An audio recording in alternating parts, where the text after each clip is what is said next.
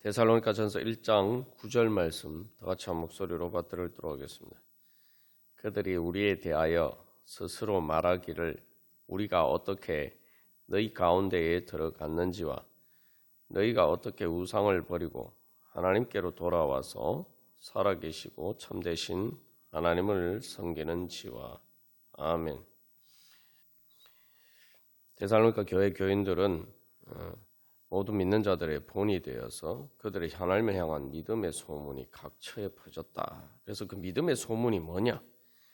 이죠? 그것에 대해서 이제 9절 10절에서 이야기를 하고 있습니다. 그래서 먼저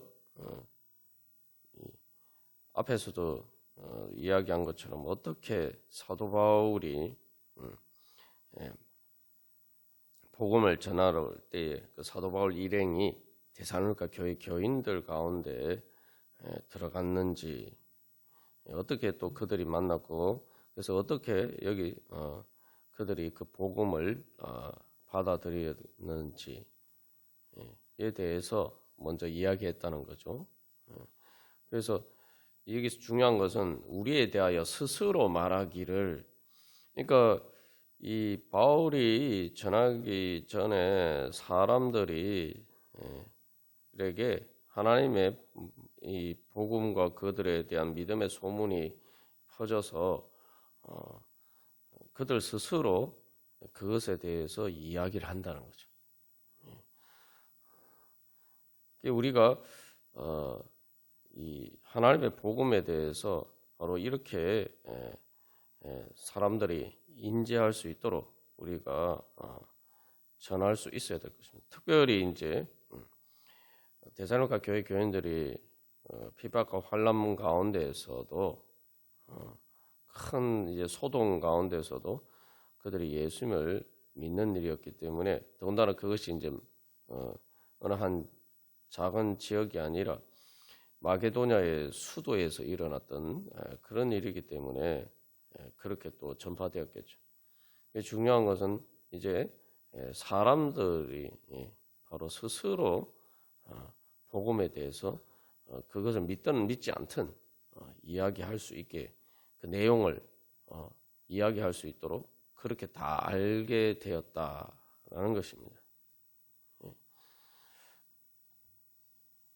그래서 일단 그렇게 복음을 그들이 대해서 이야기를 할 때 먼저 중요한 것은 이제 복음의 내용 이전에 데살로니가 교회 교인들이 바울과 그 일행을 어떻게 받아들였는지에 대해서 이야기를 한다는 거죠.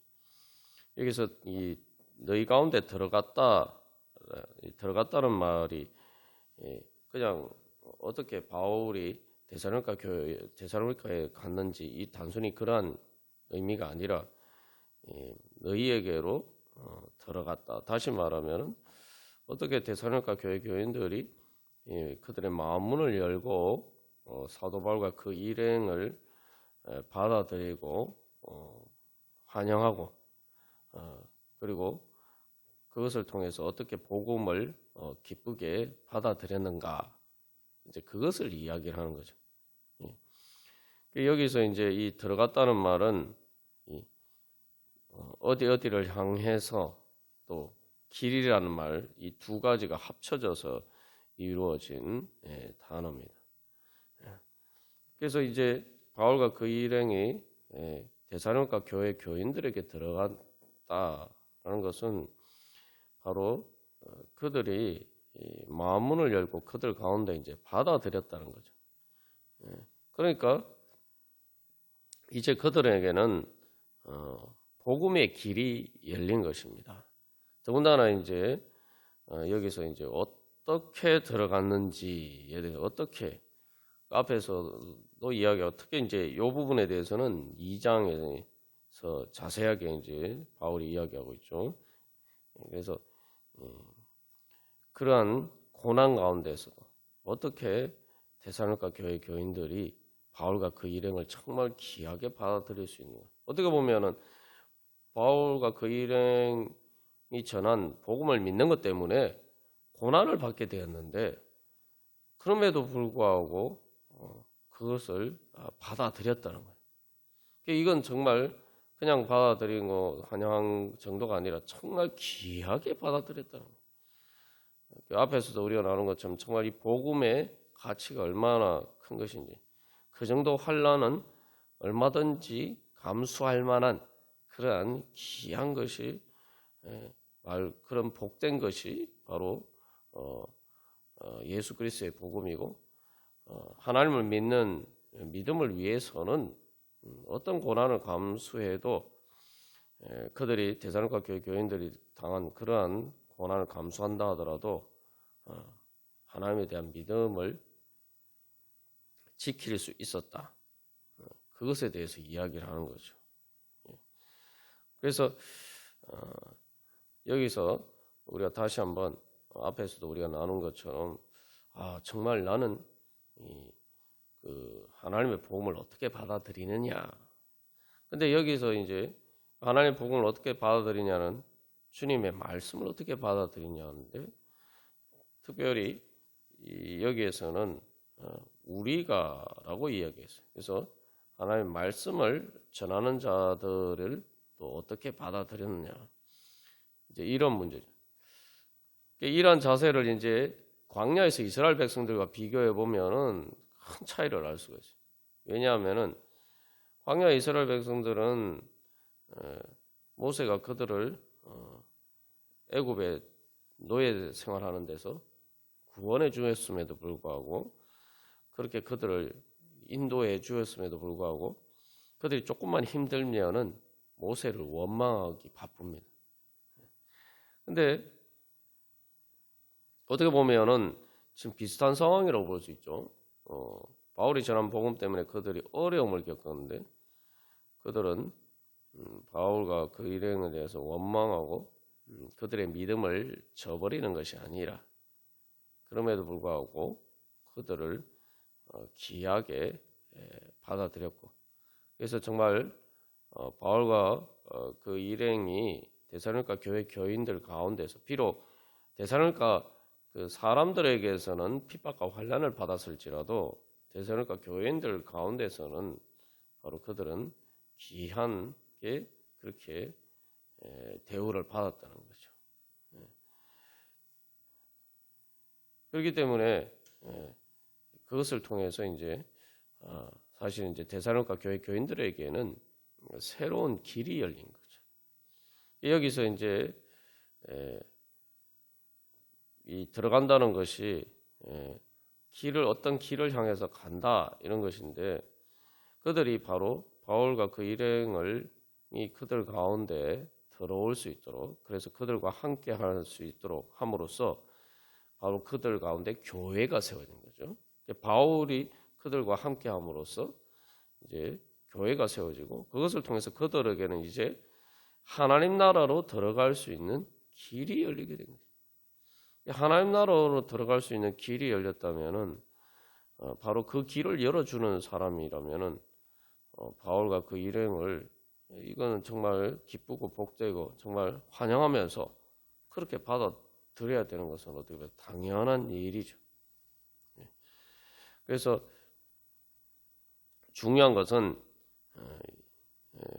복음 때문에 핍박과 환난을 받는 것이 문제가 아니라, 중요한 건 그 모든 일 가운데서도 우리가 결국은 그 복음 때문에 어떤 열매를 맺느냐, 어떤 길을 가게 되느냐, 이제 그런 문제죠.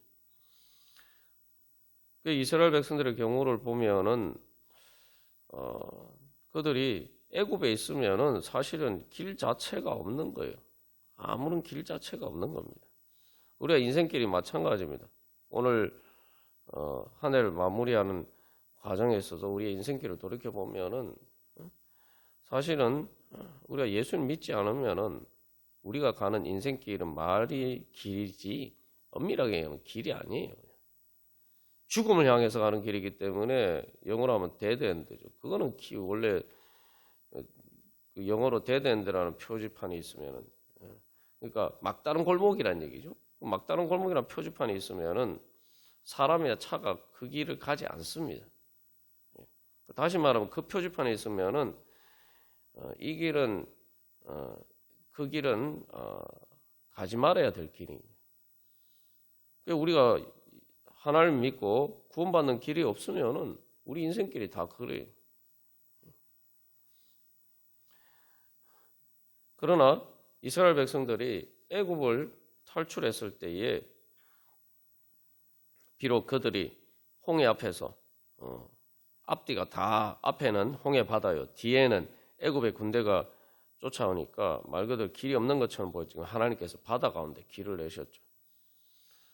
사실은 바다라는 것은 인생의 고난을 상징하는데 그 고난 가운데서도 그 고난을 극복하고 헤치고 나아갈 수 있는 하나님의 길을 열으십니다. 광야도 마찬가지입니다. 광야에 무슨 길이 있습니까? 원래 광야는 사람이 살 수 없는 것이, 광야 길을 가다가는 죽을 수 있단 말이에요. 근데 뭐 우리의 인생길도 마찬가지예요. 근데 이스라엘 백성들은 하나님의 인도하심을 받았기 때문에 광야 가운데서도 가나안 땅을 향해서 가는 길이 됐어요. 광야 길이 그저 단순한 길이 아니라 가나안 땅을 향해서 가는 길이 되었단 말이죠. 근데 이제 이스라엘 백성들이 그것을 믿지 못했을 때에, 결국 가데스 반에서 하나님을 믿지 못했을 때 그 결국 광야에서 그 세대는 계속 뺑뺑 돌게 되죠. 방황하게 돼요. 결국 하나님을 믿지 않았기 때문에 가나안 땅에 못 들어갔고, 그렇기 때문에 그들이 간 광야의 길은 더 이상 길이 아닌 게 됐단 말이죠. 그러나 그 다음 세대는 여호수아 갈렙의 인도를 따라서 결국 가나안 땅에 들어가게 되고, 그래서 그들에게는 바로 광야 길은 가나안 땅을 향한 에 열린 길이 되었습니다. 이 오늘 데살로니가 교회 교인들도 마찬가지. 그들이 바로 바울과 그 일행을 그들 가운데 받아들임으로써 그들에게 인생의 새로운 길이 열렸어요. 복음을 통해서 그들에게 이제는 죽음을 향해서 가는 길이 아니라 하나님 나라를 향해서 인생길을 걸어갈 수가 있게 됐고, 하나님 나라에 들어갈 수 있는 새로운 길이 열렸어요. 그래서 여기서 우리가 다시 한번 한 해를 마무리하면서 또 우리 자신을 결단할 때 내가 어떤 길을 갈 것이냐.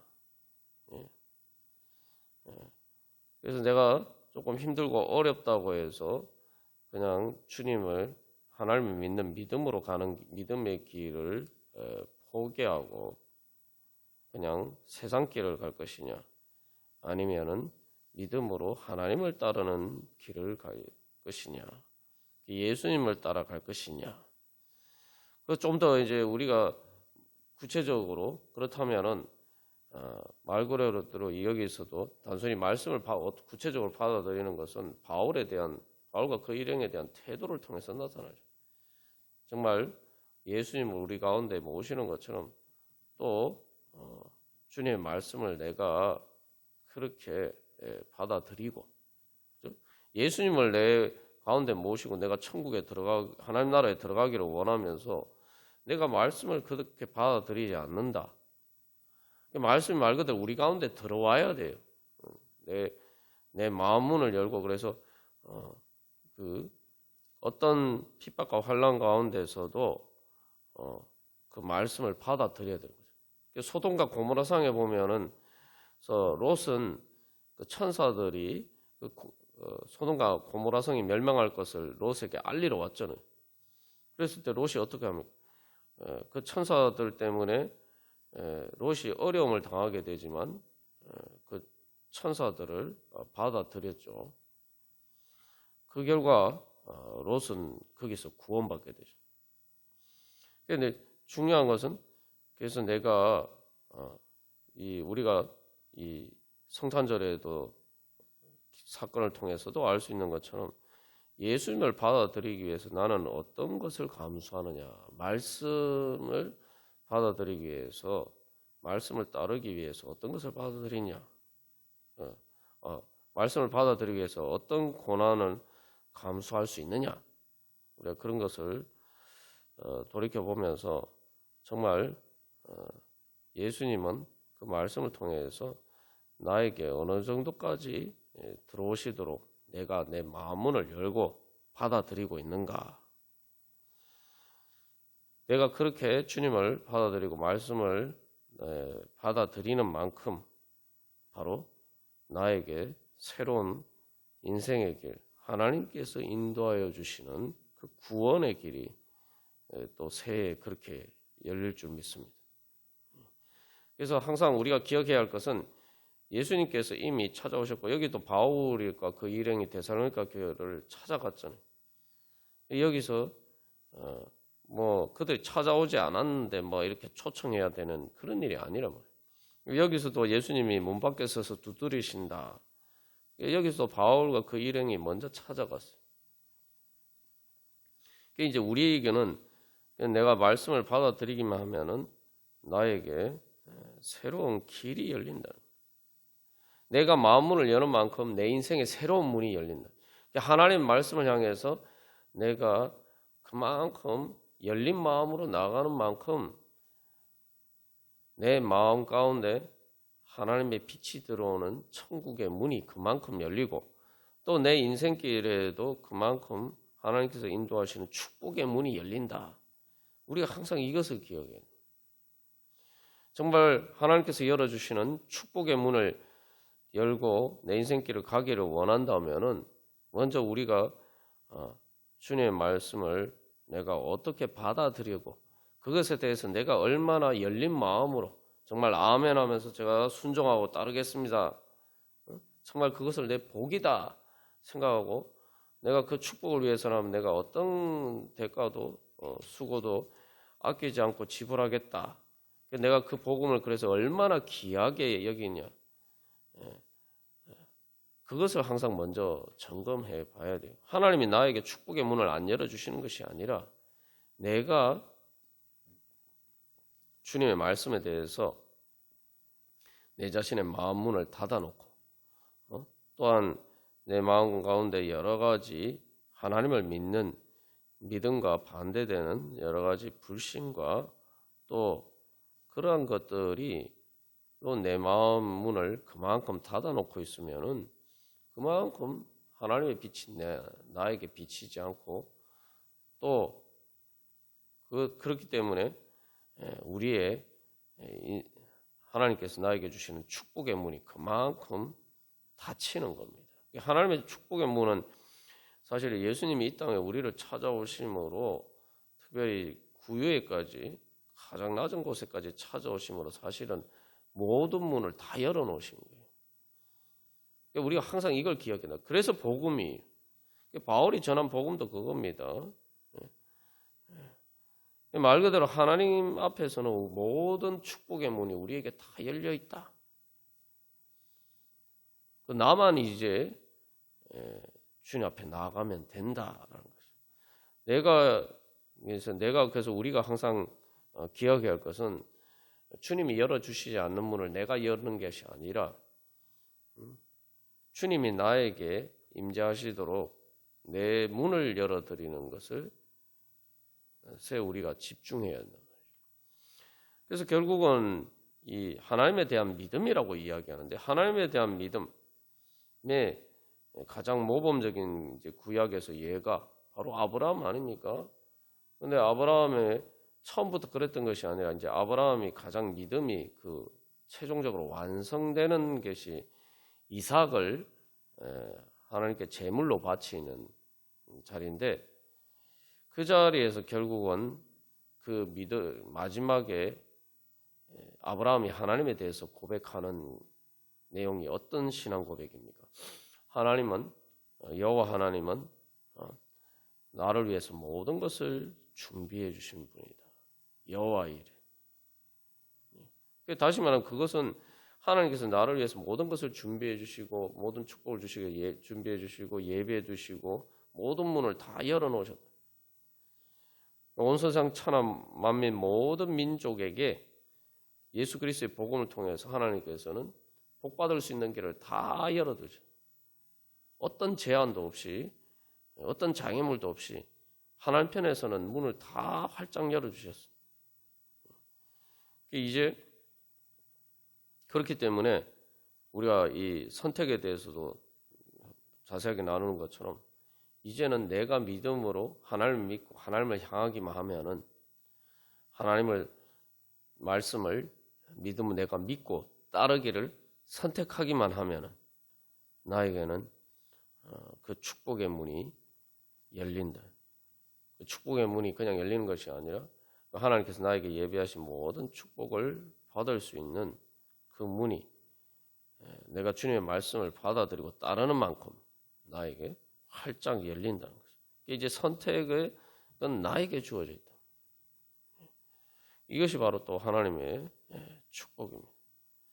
그래서